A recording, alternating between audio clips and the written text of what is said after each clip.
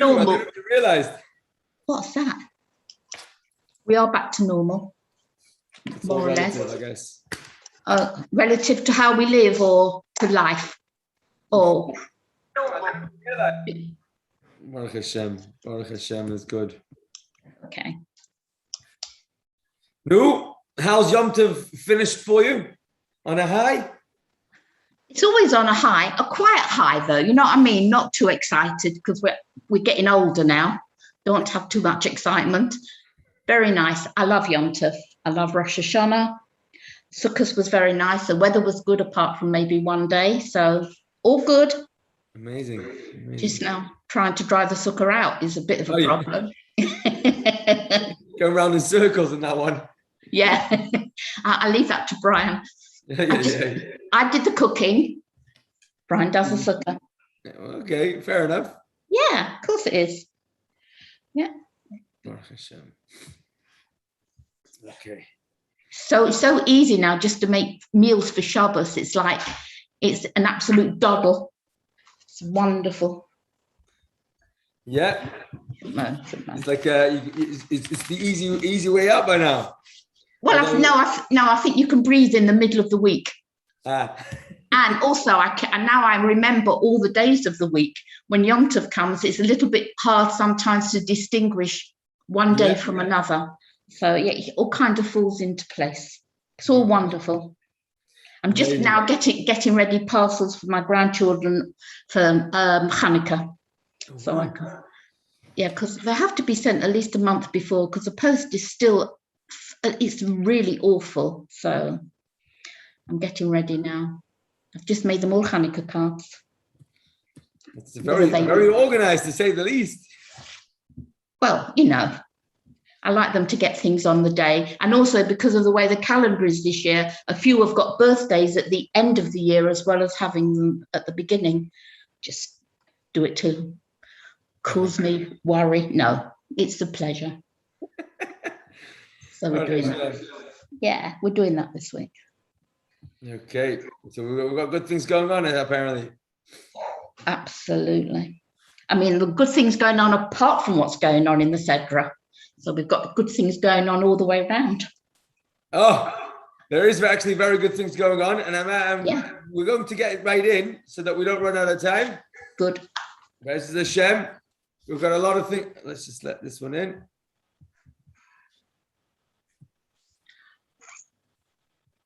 Okay. Let us begin. Welcome, everybody. We are going to start with what we usually start off, and that is what's going on this time of the year. What's going on in this time of the year? It is the height, the top of the month of Tishrei, Chodesh Hamaruba B'Moyadim, the month which is overloaded with Yomim Tovim, with special holidays, especially this year, as we were just saying. It's Yom Tov, Shabbos, Shabbos, Yom Tov, Yom Tov, Shabbos, Shabbos, Yom Tov. And it was a very, very uplifting month, hopefully.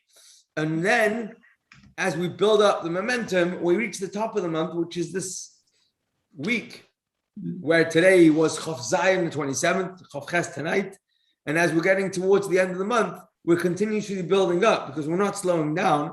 Even if we're not doing more Yom Tovs, we still are growing in our relationship with Hashem.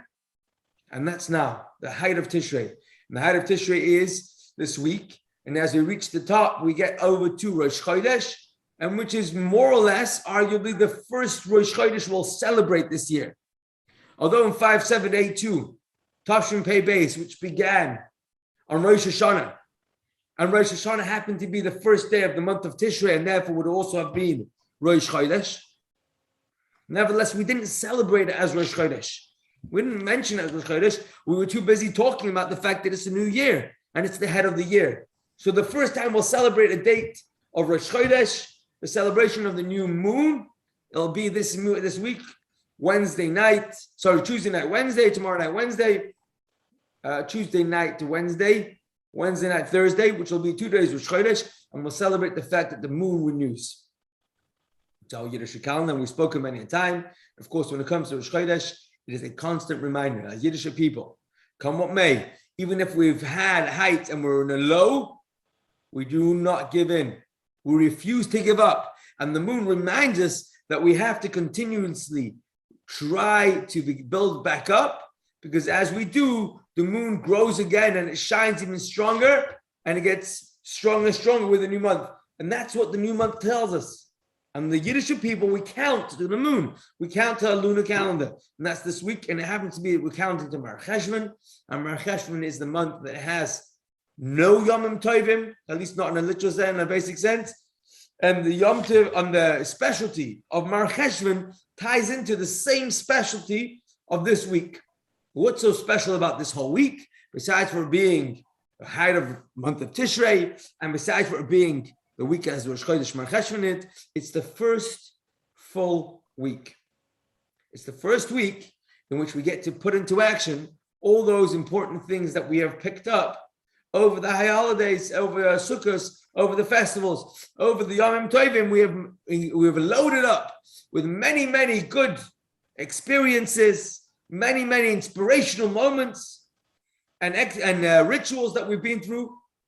And now let's see what we can do with it. Let's try and practice what we've picked up. Famously, the Frierdiker Rebbe would say that over the month of Tishrei, it's like you're going down to the fair, to the exhibition, where there everyone's coming and selling their wares. But you're not just putting in orders, we're actually collecting orders.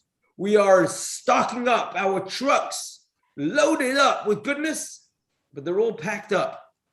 And although we might be numb to so much Yomim Tovering, and we're so Yom Tov out by this stage in the cycle, but the experiences come with us. And as we go through the rest of the year, starting from right now, we unpack, we remind ourselves, we relive, but more importantly, apply those high moments into real life. And that's this week. It's the first week of real life. Taking inspiration and put it into practice. And that is very special. It's this week's Parshah also that ties into that. But that's the time of the year that we're in, where Hashem has invested in us. We've spent a lot of time in very close proximity with our neshama, with our inner self. And now we have to welcome that into our outer self as well, day in, day out. Parshah. This is a Sedra. This is a week. This is a time of the year. And this is also Mar Cheshvan, a month that doesn't have Yom Tovim. But we are going to live real life, and that's the celebration of being real in the face of everything else that we have. So that's what's happening in the year. Let's have a little stroll through the Parshah. It's a loaded Parshah, it's an exciting Parshah. And then once we know what's going on in the Parshah, we're going to pick one special area, and we're going to try and find a living, relevant, practical message for life from Torah's Chaim. So here we go. Let's do a summary of the Parsha. It's Parshas Noach. And in Parshas Noach, we have where the Parsha opens up after 10 generations from Adam. The world has gone pear-shaped. It's become so corrupted. Not only the fact that there's idolatry and there's all sorts of questioning going on in faith matters, but much worse than that is the violence, the disrespect, and the abuse that was taking place all across the board. And I say all across the board, it was mainly in the human sphere, but also even in the animal kingdoms, animals were misbehaving. And people didn't respect others' property, other people's persons, lying, robbing, raping. It was all out there. And Hashem says, this can't be. This can't continue. And therefore, he tells Noach to build a teva. And Noach built it for 120 years in the hope that people will see him building this massive ship in his backyard, miles or far away from the sea, and they'll ask him what's up. And he'll tell them that Hashem's going to flood the world. And hopefully, they will be inspired to do something about it and to change their ways. But unfortunately, that didn't happen. And therefore, as the time drew closer, Hashem tells Noach to bring into the teva a pair of each species of animals, a male and a female of every animal, a pair. And for the kosher animals, you can tell the word kosher, but for the animals So of those who are Torah, who are eventually going to become the kosher animals, he had 7 sets, 7 pairs. And he brought them in. Later on, interestingly, Noach realized that if Hashem told him to bring extra amount of these animals, it must be because he could spare some. And he actually used them as offerings, as thanksgivings to Hashem, which we'll talk about soon. But here he brings them into the teva, and all these animals, and like Noach himself, were animals who hadn't corrupted their ways. And they came into the teva. Noach had to build 3 stories, one for the rubbish, one for the waste. One for the middle floor was the actual zoo, where all the animals and the birds and the creepy crawlies were housed, caged. And then the top floor was the floor for the people, which was Noach, his 3 sons, his wife and their wives, and the food storage. He had food for an entire year, because that's exactly what happened. It started to rain. It rained for 40 days and 40 nights. And then it didn't just rain for 40 days and 40 nights. It rained. And the waters came from inside the ground, squirting upwards. And the waters came down from heaven, gushing like never before. And for 40 days and 40 nights, it just rained and grew in amounts of water. And then for 150 days after that, the waters were churning. And they were roaring. The waters turned everything inside, waving and storming around and around. And only then, after 190 days, 40 days of rain, and 150 days of churning waters, did the waters finally start to calm down. And the waters started calming down. I'm sure in the teva, they felt it more at ease. And slowly, the teva came to a standstill. It landed. It landed in the Hari Ararat. And there, the waters would have still been very, very high and very deep. But the teva had landed. And eventually, Noach sends out the raven. And then he sends out a series of doves. Until eventually, one dove came back with the olive leaf, which is the famous symbol of that they use. And then eventually the dove didn't come back. And Noach knew that the land was dry. But he still didn't dare exit the teva until Hashem told him to do so. Amazingly, Sikhs tell us that the reason why Noach sent out the dove, even though he knew he wasn't going to leave until Hashem says so. So why was he trying to figure it out? What was he pushing for? And of course, the answer is if we don't have the ability to know when Mashiach is coming, it doesn't stop us from asking for Mashiach. But more importantly, the asking for Mashiach itself demonstrates to Hashem how much we want Mashiach now, and therefore hastens his arrival. We learn from Noach. We learn from Noach to sing, we want Mashiach now. And eventually Hashem says to Noach, 365 days after the flood began, a full solar year, Noach comes out the teva, and of course he builds an altar for Hashem to say thank you. And Hashem says to Noach, thank you for saying thank you. Thank you for saying thank you. I want to promise I will never again bring a flood to destroy the world like this. And as a sign, he showed the rainbow. And of course, the Sikh explains that the rainbow is when the sun can shine through the mist, the clouds. And that was one of these new innovations that the Mabel, the flood, brought about. How can Hashem promise that he would never bring a flood? What's going to be if it does, if the reality warrants a flood? How will Hashem deal with a corrupted world if it were to happen again? How could he promise never to do it again? And of course, the answer is that the rainbow isn't just a symbol that Hashem promises never to bring a flood. It's also the reason why Hashem will never need to bring a flood. Because up until the Mabel, if there were clouds, there was no sunshine. Sunshine being a symbol of goodness, of brightness, of light, and the clouds being distortion, blockages, disruption. And when there was disruption, the sunlight couldn't shine through. Goodness could not prevail. Teshuvah hadn't been fully invented.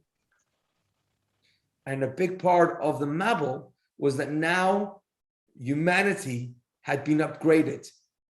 In modern terms, a new piece of software was installed into our psyche, our operating system. We now had an added element. We were upgraded human beings. As Noach comes out of the teva with his family, Teshuvah is fully invented. It says Hashem to Noach, there will never be a flood again.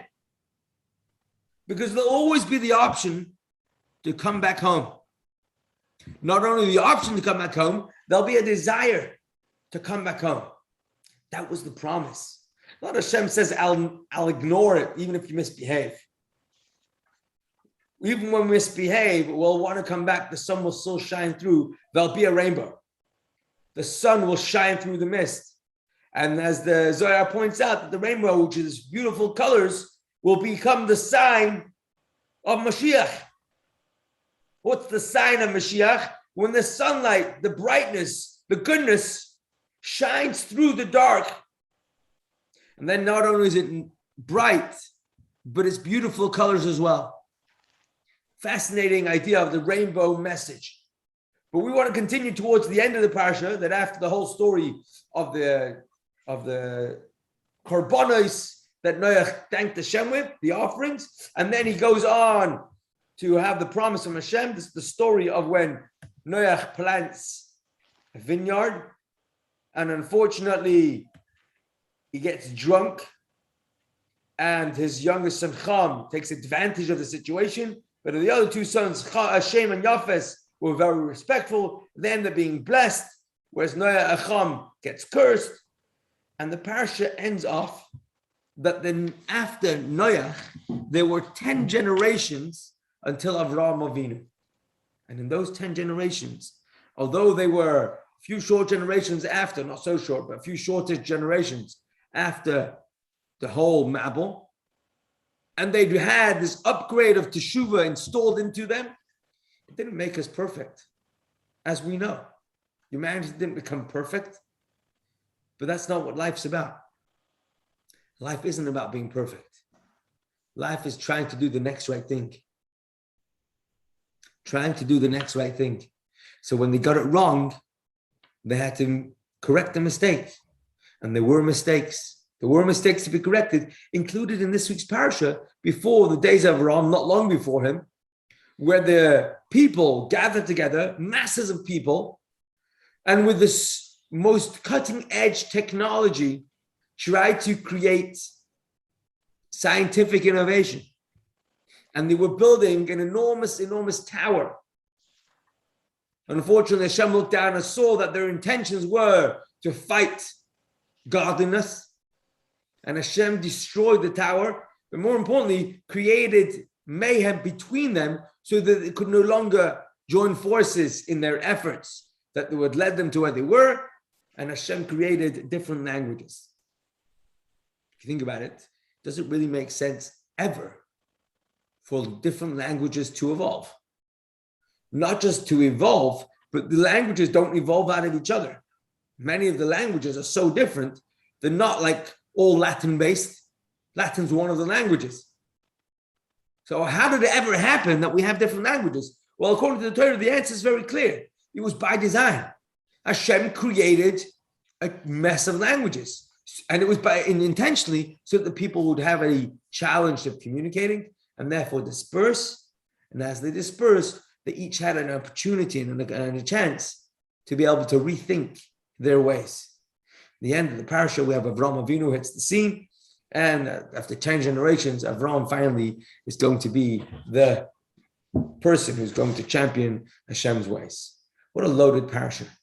What an enormous Parsha. There's so much to be said. We're going to choose one area that's not clearly in the Sikha, but we're going to pick this area of the Parsha because this area actually is very, very well explained according to the Sikha, and it's a great segue, it's a great way in to this discussion. And the discussion we're having today is, does religion support, leave room for, or negate? Support, neutral, leave room for, or negate science. And we're not talking about nature. We're not talking about the fact that the world exists, because that's like, it's around us. Studying science, getting involved in scientific research. How does that gel with How does that sit with religion? What does the scientist and the rabbi have in common? Could they even sit in the same room? How does science sit with religion? Help me out. Give me some suggestions. Give me your thoughts. Give me your feelings. Anybody, please. It must be quite good because didn't the late Rabbi Schneerson, he was so interested in science. I don't know if his degree was in engineering or science, but reading about him, you read that he answered people's scientific questions from a brain like that. Why are we asking the question? We know that science and religion can go together. I like it. I like it a lot. I'm going to ask you to answer the question without referencing anything to do with Chabad. Oh, okay. You should have said that. Oh yeah, I didn't realize. No, I mean, I don't really mean you have to forget about Chabad ever. No, I understand. Yes, but let's just say 400 years ago, or better still, let's just say in the average yeshiva in Eretz Yisrael, what are the chances of getting a science class going in people's spare time? Probably close to zero, just because they don't have spare time. Or maybe not just because, maybe because they don't want to have science in their yeshivas. And maybe there's a good reason why not. And if you broaden the question, instead of just limiting it to Judaism, if you include other religions, you find it pretty much a very strong case the same way.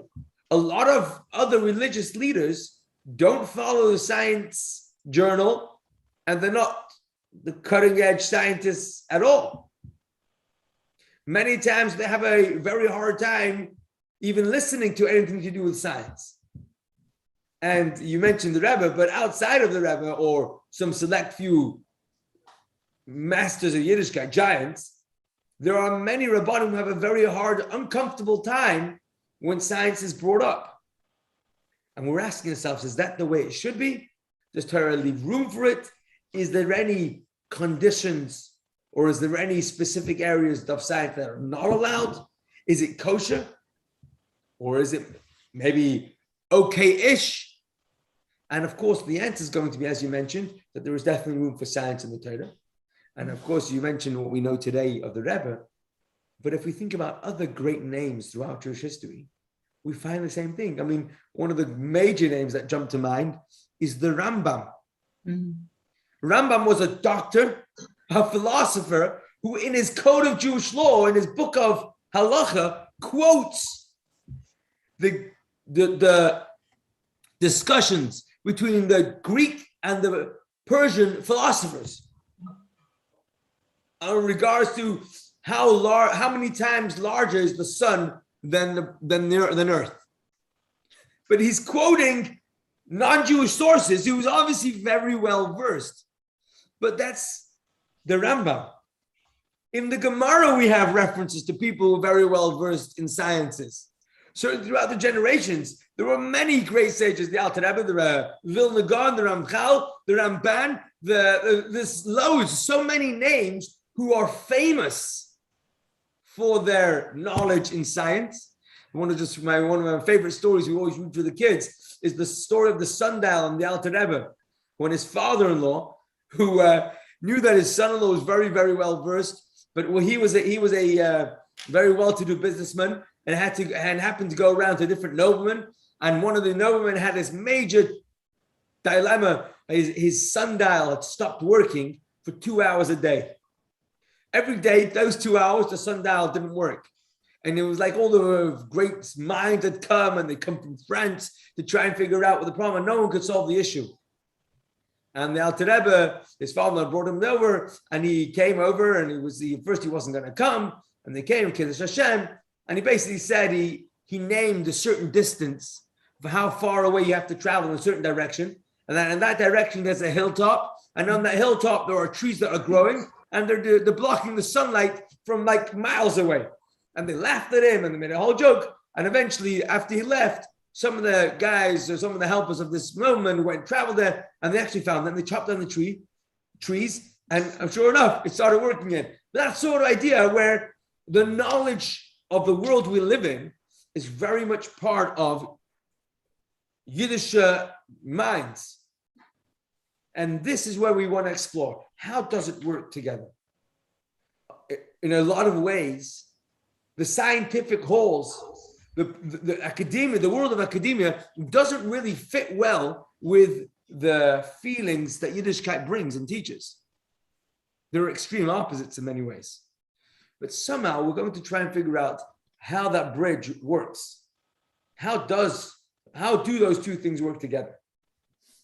So the way we're going to do it is we're going to borrow a Zohar. We're going to focus on this Zohar that is actually, a quote of the Zohar in the Rambam this week's Parshah. It's on Parshah's Noach. It's not about Noach, but it's quoted in this week's Parshah, and it quotes this week's Parshah, which is why it's written here, but it's an amazing read. Let's put it on the screen. Hold on one second. This is, before we get to the Zohar, this is a quote from this week's Parshah. It's not the beginning of the Parshah, it's the story of where the people moved down to the plains of Bavel, where they found the valley of flatland, where they were going to build on a solid foundation this enormous tower. But here, the Torah describes the people who had got together to build the tower as what we would call today scientists. These were innovators, cutting edge. In their time, they were the forefront. And here says the Torah, and they said to one another, come, let us make bricks and fire them thoroughly. So the bricks were to them for stones and the clay was to them for mortar. They had discovered that they don't have to live in a place where there are plenty of stones around, because they can create their own stones. And they did. And that's how they went about being able to build such an enormous tower, not having to rely on natural stone. Instead, they could make their own bricks, their own clay and mortar, and it would be made to the sizes that they wanted, and of course to the measurements and dimensions. So they had squares or rectangles, whatever they needed, and they could make it so that they could build their building. This was technology. This was science at its time. And as the Pasuk says, and they said, come, let us build ourselves a city and a tower with its top in the heavens, and let us make ourselves a name, which we'll talk about, lest we be scattered upon the face of the entire earth, which is understood to mean, according to many Parshah, the same results that happened after the Mabul, where there was no one left. They wanted to avoid a similar sort of scenario, and this is what they came about to do. And of course, Hashem's response, as we know, wasn't favorable. Instead, Hashem says, come, let us descend and confuse the language, so that one will not understand the language of his companion, and God scattered them from there upon the face of the entire earth, and they ceased building the city. Hashem did not want them to explore and to develop that sort of technology or innovation, and he made sure that they were forced to abandon their plans and they ceased building the city. And of course, this little piece of history that the Torah records has become a source of many within the Yiddishkeit religion, and certainly outside of Yiddishkeit, quote this as, wrongly so, but quote this as a proof or as an indication that Torah does not advocate for scientists. Look what happened when they tried to innovate. Look what happened when they tried to develop new things to outsmart the laws of nature as they stand. They weren't being simple, and Hashem comes and destroys them and shows them how they shouldn't be doing it. Isn't that enough of a proof? They argue that we shouldn't be involved in all sorts of scientific research and trying to develop new AI and artificial intelligence that becomes riskful, and there's all sorts of terrible things that happen. No, we shouldn't be touching science. It seems they argue. Now, besides the fact that Noach was named Noach because he was an innovator, he invented the plow. As we learned in last week's parasha, imagine in the primitive days of old, ripping out weeds was a massive deal. And when Noach invented the plow, they said the name Noach matches him. Noach means restful or peaceful. He brought peace and rest to the world, because with a plow you can do what would take forever, take days and days to rip out all those weeds. He was an innovator. And the whole Parshah is innovation, where he manages to build an ark that it took him 120 years to build, but that's innovation. That was developing science. It's tremendous. But leaving that aside, let's just focus on our story here. Those who want to argue that Torah doesn't have room for science use this story, it seems, as one of those suggestions. It seems that it doesn't advocate for science. So we're asking the question the other way around: why not? Why does Hashem not want them to build a tower? I'm just going to say now, the answer is going to be not because science is a problem, but because there are conditions of how it's kosher science and when it's non-kosher. Not that the science is not kosher, but the approach to the science is not kosher.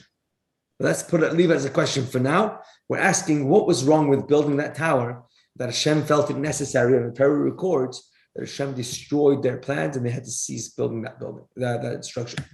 That's question number one. So here comes the Zohar, and this Zohar is going to frame our discussion for today. Fantastic quote. It's from the Zohar Chelik Aleph. Here we go in the 600th year of the 6th millennium. So the 6th millennium begins in the year 5000. And the year 600 after 5000, which will be 5600, says the Zohar, the supernal gates of wisdom will be opened. Supernal gates of wisdom. Supernal meaning from above.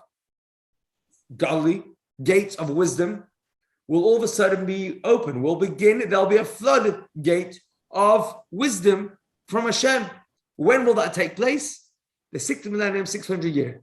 And also says the Zohar, the wellspring of wisdom below. Wisdom below. Below meaning here in this planet. Human wisdom will also, the gates will be opened. This will prepare the world, says the Zohar, for the 7th millennium. It doesn't say it clearly here, but the 7th millennium is Shabbos, which is a reference to Mashiach. These floodgates will open just as we get past the halfway point of the 6th millennium, and they will prepare the world for the 7th millennium. Fascinating read. This is Rabbi Shimon Bar Yochai. Jewish mysticism at its best. Book of Zohar, written 1800 years ago. Like a person prepares himself on Friday for Shabbos. As the sun begins to wane in the afternoon, so will it be here. It will be here. Okay. This is alluded to in the verse, in the 600th year of Noach's life, all the fountains of the great deep were broken up and the windows of heaven were opened.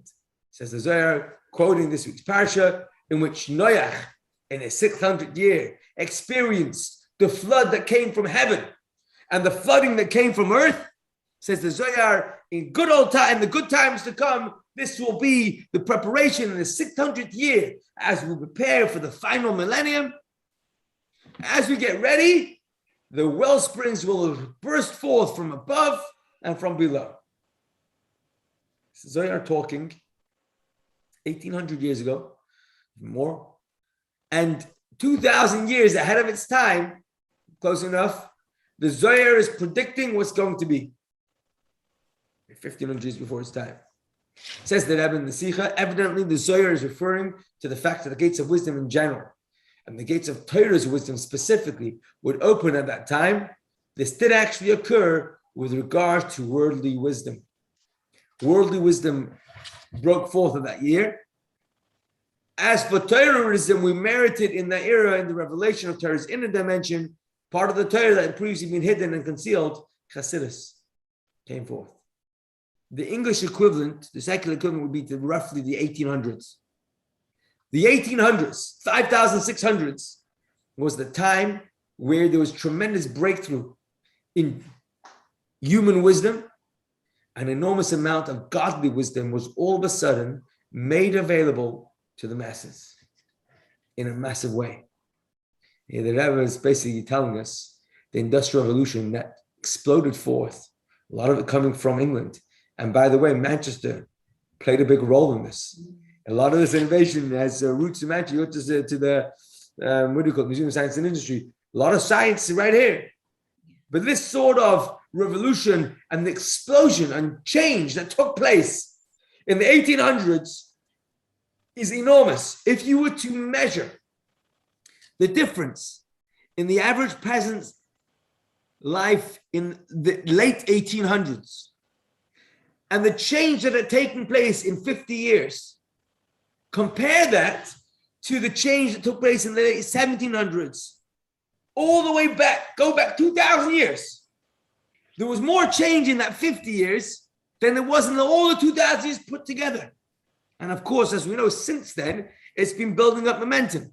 The change that has taken place in the past 15 years and 5 years even, in the current situation, is just more and more, faster and faster pace. Things are changing. But this explosion of change didn't really come in a manner that was comparable to the buildup that was coming. It's not like we reached the tipping point and all of a sudden things started breaking through, because the innovations are so diverse. So many different things are all of a sudden being discovered that were nowhere to be found. And this 1,500 years earlier is written by Torah in the Zohar.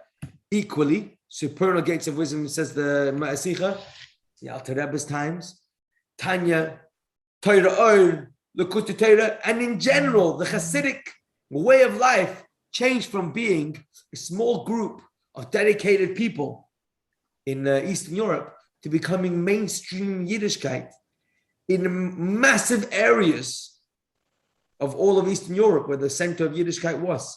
And this tremendous insight, we know we have to do mitzvahs, but what happens when we do a mitzvah? Why is it so important to daven? What happens when you light a candle on Shabbos? What happens when out of town in Neshama? Where have we come from? What's the purpose of creation?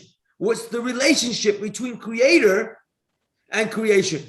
And all these sorts of ideas that all of a sudden out of nowhere become so readily available and so part of our normal way of thinking. This shift and this change, says the Zohar, 1,500 years before its time, is the prelude to getting ready for the 7th millennium, for the Shabbos, for Mashiach. Fascinating. So we now have a very interesting understanding message in this week's Parshah. But here's the question. We can understand why spiritual revelation, supernal wisdom, the floodgates from above opening up are helping the world get ready for a more spiritual reality for Mashiach. But where does industrial revolution, technology, how does that help the world get ready for Mashiach? How is the advance of the lower wisdom helping us get ready and making the world connected? What is the relationship between supernal wisdom and human wisdom, or wisdom from below? And that's going to be our second question. First question we asked was, how does science fit, or why does Hashem have a problem with the tower? And the second question we're asking is, why does the technological advances of this world, or the scientific advances of this world, help us towards Mashiach? What's the connection before? Those are going to be our two questions for today. How are we doing? Okay. Yeah, we've got the questions down pat. We need to find some answers. In order to find some answers, we're going to do the first thing is to establish how Yiddishkeit is different than many other religions. Not that we're going to compare to other religions, but we have to appreciate that living in a Western culture, a lot of the myths that we have about religion are not from Jewish sources, are from non-Jewish sources. Just because a lot of the Western countries are Christian, Catholic countries, and in a big way, it influences the way they think. Majorly, there's a tremendous difference as where the religion is expressed most. In Yiddishkeit, our Yiddishkeit is expressed in mitzvahs, in what we do or don't do, in how we behave, in the choices we need to make. In other faiths or in other theories or in other ways of life, it's a lot about what you believe. You either believe and therefore you're a card-carrying member, or if you don't believe, then you're not part of the faith. And that's what it is. It's faith. And faith is about more or less about where it stops. So the faith doesn't have to change how they behave or what they choose or they do or don't do as much. And of course, in Yiddishkeit, where everything that we believe is only the beginning so that we are able to do our ma'aseh ikar, to do the action. And if that's the setup, it's so much to do with what's going on in the world around us. So much of halacha revolves around the realities of this world. And therefore, a lot of what we learn in Yiddishkeit is already going to be different than what Western society kind of assumes with the religion in connection and relationship to the world we live in. That's one important thing to remember. There's another interesting thing. This is from Rambam, in which he wants to say that because it was about practice, therefore the teachings that we have are all about or within the mundane reality. And that's why we cannot reject science, but we embrace science. Whereas here's a quote from some other Latin, whatever, this father, in which he says, I can't read it here, he believed because it was absurd. In other words, belief means that it doesn't make sense. And that's very non-Jewish. Yiddishkeit has a lot of faith that do make sense, and we believe. But that's the sort of difference that we need to bear in mind for number one. Point number one, here you have from Rabbi Sachs, who amazingly takes it a whole other level. He quotes from sources, from previous sources, but in his beautiful way of writing, it's just fascinating to me. I'm going to read it here if you don't mind. I just love this. Here we go. The account of creation, the first chapter of Genesis, is stunningly original, quite unlike any other in antiquity. There are no contending forces, no battles of the gods, no capricious.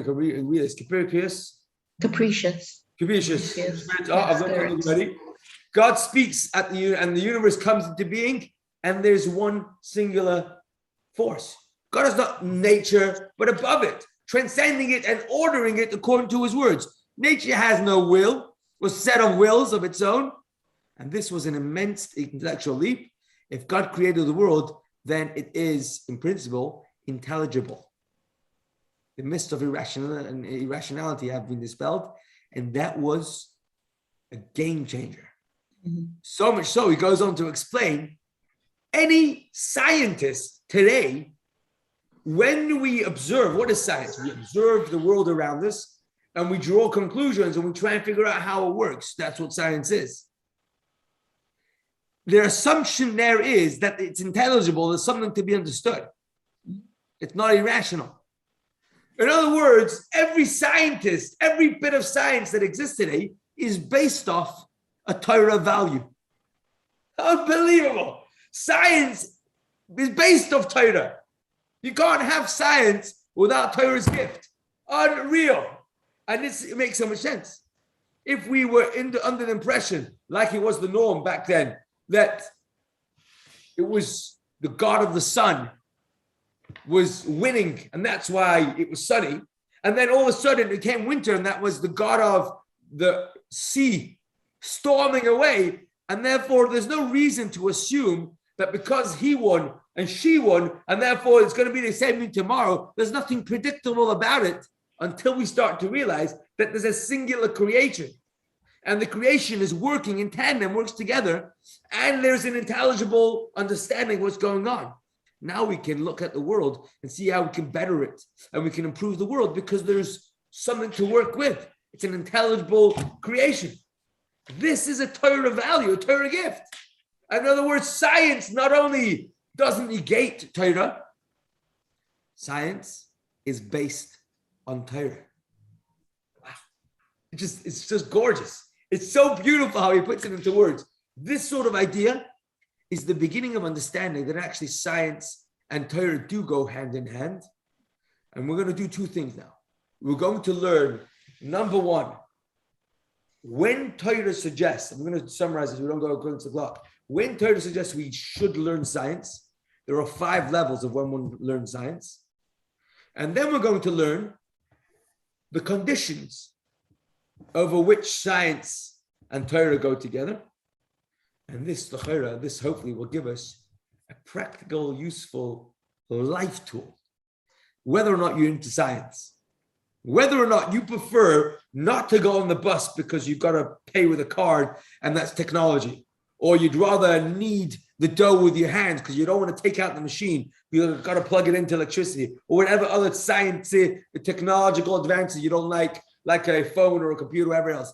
Whatever you like or don't like, but the message is much more than just technology. So let's just do it as we go along. We'll build it up and it will hopefully become part of who we are. So let's start off with when the 5 levels of when we do learn science according to Torah. This is the quote from the Sikha. We're not going to read it inside. It is a bit long. You know what? Let's try. Science can be understood from within Torah study. Well, that's going to be number 1.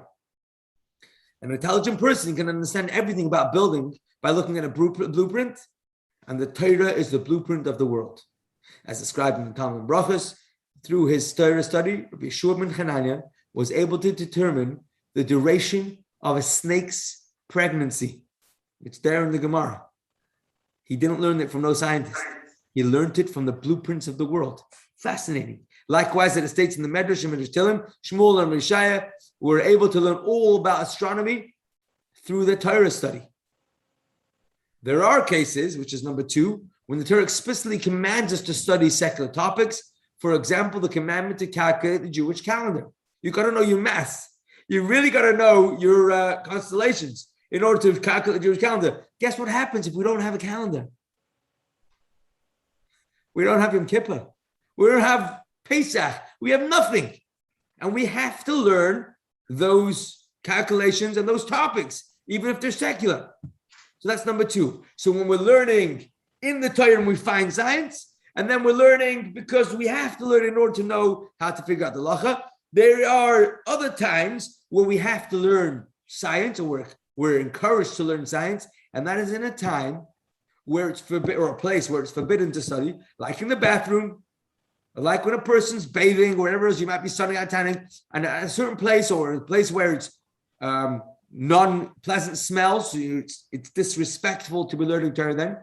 But nevertheless, the human mind shouldn't be left idle. Certainly not left to think about things that are inappropriate. And therefore, we're encouraged to think about things that are good. Many a Rav's house would have an encyclopedia or a science book in the bathroom, so that whilst they're doing things that they can't be learning Torah, they can be doing something else instead of wasting away the time. That's number 3 level.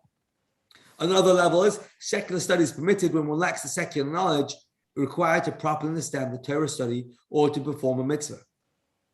So not just to make calculations like the calendar, but let's say a person wants to understand a set of halachas like the laws of which animal is kosher, or how an animal becomes treif, or in the case of Rav, who apprenticed with a shepherd for 18 months. It's a year and a half. What was he doing? He was trying to find out, what does a sheep that's not good for the Mizbeach look like? What's a broken knee? What's this sort of blemish? What's that sort of blemish? And he literally spent time like a farmer, shepherding sheep, so he can spend time with the sheep. And that was his mitzvah for his time. This kind of secular is not considered Torah study, nor is it considered a mitzvah, but it's considered a preparatory step that facilitates Torah and mitzvahs. And of course, last but not least at all, academic proficiency to the degree necessary and no more for earning a livelihood. Or when one uses academics themselves as a profession. This is considered a necessary means for a permissible end. So that's when we learn science. One of those 5 things. Let's just put the slide on the screen. Number 1, scientific study within Torah. You're only learning Torah and it pops out at you. Number 2, scientific study mandated by the Torah. Then you have areas, places that you can't learn Torah, scientific study where Torah is not an option. Number 4, scientific study to understand Jewish law. And then, of course, number 5, which is probably the most common, scientific study to earn a livelihood. And each of these cases, Torah encourages us to study scientific research and innovate and be in the forefront. That we need, whatever it is, it's part of how we have to engage in Hashem's beautiful world. But, and this is where we have to go back to answering question number 1. If Torah leaves room for science, then what was wrong with the Tower of Babel? Why did Hashem destroy the innovations, the innovators, the cutting-edge technology of its time? And here we have a beautiful, beautiful quote. I think it's right here. There's text 12. We'll put text 12 on it right now. I just love it. Björnis and Ebershitz. Björnis and Ebershitz says, you want to know what sort of people were building the Tower of Babel? These are people who were the brilliant minds of their day. You don't want to know why they had a following? Because this was the progressive, this was the forward-thinking people. These were people who knew that there had been a flood, and they knew that the clock was ticking, and they were worried based on their research. They had analyzed and observed the world around them, and they were concerned that there could be another flood, and they didn't want to get washed away. Says Björnis and Ebershitz, they built the tower not just to build a tower, but they built a tower to be able to outsmart nature and Hashem who drives nature. Wasn't a good idea. But these were people who were thinking out of the box. This is what the people that really wanted to do, says the Björnis and Ebershitz. They wanted to establish civilization on the moon. You know what's going on? When they would be spared from a future flood. They originally thought to get there by way of a vessel. But how would they lift that vessel and defy the law of gravity? So they thought of building a tower that would rise to a space so high where gravity doesn't rule. From there, they would be able to fly away with their vessel to the moon. Now that is fascinating. That's a whole new understanding. But even if we don't take it that extreme, these people were certainly using technology, says in the Torah. They had discovered how to make bricks, how to make mortar, and they were building massive buildings, much larger, with firm foundations, and they were doing well. They were coming along. But here is where we have to be careful.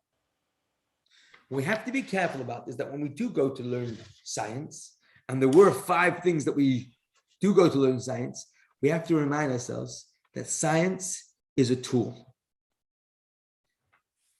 We've spoken about this many a time.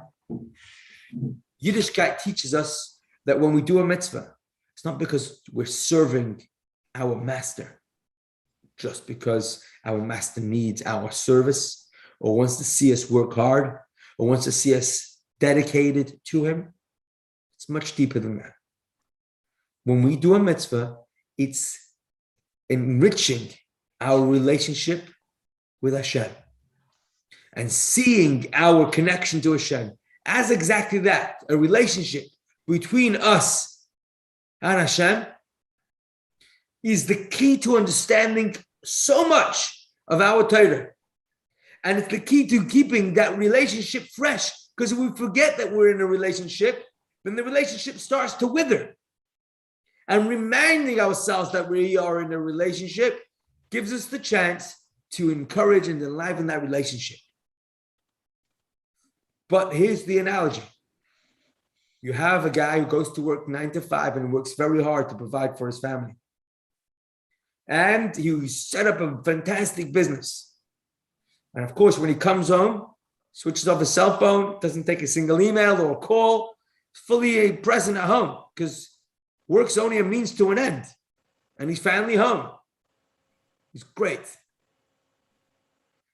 But if during 9 to 5 hours, his secretary at work is taking up mind space and or heart space at this fellow's place, even if nothing happens, it's eroding the relationship he has with his family. And it's a serious concern that needs to be worked on. Because the secretary has her role and her place, but that's where it is. And turning the tool into a significant pull is a problem. Science is a tool that will enable us to better appreciate and better serve, better be more available, be more present in Hashem's beautiful world. But if science starts becoming holy, if science starts throwing questions on our relationship with Hashem, that's a concern. That's the secretary who's gotten out of control, or at least the relationship with the secretary, the interaction with the secretary needs to be put into check. And that's the first condition. When we engage with science in any of these 5 levels, these are 5 levels that the science and the research and the innovation and the wonder, the amazement that it carries helps us in our relationship, helps us connect to our Hashem. And if it doesn't, then it needs to be looked at. It needs to be reevaluated. Happens to be that the Torah realizes how easy it is to get sidetracked. This is a quote from, we say it in Shema in the 3rd portion, the tzitzis. These shall be fringes for you, and when you see it, you remember all the commandments of Hashem to perform them, and you shall not wander after your hearts and after your eyes, after which you are going astray. It's right there. We wear tzitzis as men in order to try and keep ourselves in check. Our relationship with Hashem is an intimate space, and it has to be safeguarded. We don't ignore science, but we keep science in check. Not so much because of the science, but I would say much more because of the environment that the halls of science are like. There's not the actual data and discoveries that are dangerous, but it's the undertones and the agendas of those who try and turn science into a sacred relationship. And that's something that we have to be aware of. Not necessarily afraid of, but aware of and deal with. That's number 1. So number 1 is to realize, like anything in life, it has to be put into its context. And the context of science is that it strengthens our relationship with Hashem. Number 1. Number 2, and this is more important, the Alter Rebbe describes this, and that is that although anything in life can be taken for good or no good, a knife can be used for good, a fire can be used for good, words can be used for good, and it can also, each one of them can be used for not good. However, we could hurt ourselves in different ways. Hurting ourselves in an intellectual way. Getting caught up in the intellectual academics that profess a new sort of sacredness, a holiness for science that puts into question or challenges our relationship with Hashem is much deeper, because it's messing with our ever so impressionable minds. As human beings, that is the peak of the human gift, intelligence. And allowing our intellectual capabilities to be messed around with hurts even more, hurts even deeper than even bad behavior in a way. So therefore, says the Alter Rebbe in Untitled Chapter 8, we have to be even more careful that we don't get caught up or wither away our intellectual connection with Hashem in exchange for what's supposed to be a tool to help us encourage that. So number 1 is, in general, we have to be careful how we approach anything, certainly science, because the halls of science aren't necessarily welcoming, and remind ourselves that's a tool. But specifically because it's an intellectual and our minds are ever so impressionable, we have to be even more careful. So this is what we're learning now. The answer to question number one, why was the Tower of Babel a bad thing? Not because of the technology that they had, but because of the attitude that they were having. They were trying to outsmart God. No. Science and innovation are supposed to bring us closer to Hashem. We're not away from Hashem. No. Tower of Babel, great technology, but it's going backwards. Stop. Let's disturb this and let's stop this project. And they did. That's lesson number one. Lesson number two is, what's the connection between the Industrial Revolution of the 1800s, the tremendous innovation, ever-changing, evolving, growth, and amazing breakthroughs that we have today to Mashiach? And of course, the answer is, if these are bringing us closer and making us more present to be able to serve Hashem, that's exactly what Mashiach is all about. That's exactly what it's like to live in a world in which Hashem's presence is felt. And the same is true, not just with innovation, but every single part of the most mundane areas in mine or your life. This is what the Zohar tells us is the prelude to Mashiach. When we can go through our day-to-day life streamlined, finding Hashem through anything that's most mundane, this is what it means to get ready for Mashiach. It's in this week's Parshah. The Tower of Babel wasn't a bad idea in itself. It was the approach that needed to be tweaked. And the Zohar teaches us exactly how. With the help of the Sikha, we've explored it today. Here the Rebbe finishes off. And Be'ezras Hashem should bench us that every piece of technology that we engage with should help us feel more safe, should help us feel more comfortable, and more importantly, should help us feel closer to our most significant other, the Rebbeinu Shalom, who craves our relationship. And that will become to its fullest fruition, we'll call it the times of Mashiach. Have we learned something today? Yes. Fantastic. Hashem should give us a good week, a good Haidesh, and Be'ezras Hashem next week, Lech Lecha, lawless leaders versus moral mentors. Sounds good. Thank you very much for joining. If anyone has any questions, comments, or suggestions, please don't hesitate to ask. I look forward to seeing you next week and wishing you all the very, very best. Thank you. You too. Just on what I finished with, I wanted to share that I read Hashem loves us nagging him. I thought that was cute. Brilliant line. I love it. Okay. All the best.